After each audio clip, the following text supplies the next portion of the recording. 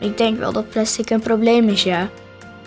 Plastic en afval ligt natuurlijk overal, alleen mensen die worden steeds luier en zo en die hebben geen zin meer om het weg te gooien. Dus denken ze, nou laat ik het maar vallen of ik gooi het in de grachten.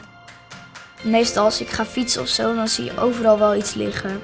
Bierblikjes, flesjes van wielrenners. Plastic Wheels is een organisatie die veel voor het milieu doet.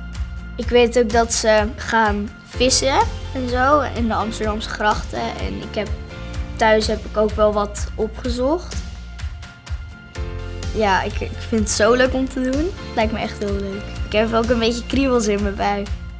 En dan hoop ik dat we echt hele leuke dingen gaan opvissen.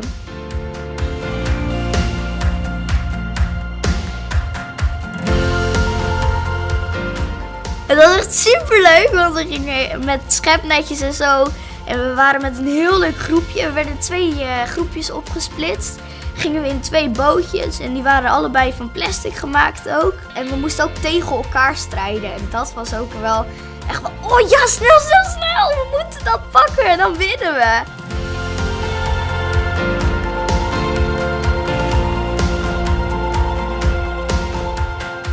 Wat ik ervan geleerd heb is dat er zoveel plastic is dat ik het niet eens wist hoeveel plastic er was. Ik wil graag vragen aan de mensen of ze wat meer op hun spullen willen letten. Dus ook echt weggooien en zo en niet meer in de grachten willen gooien. Ik hoop dan ook dat mensen meer bewust zijn van wat ze doen.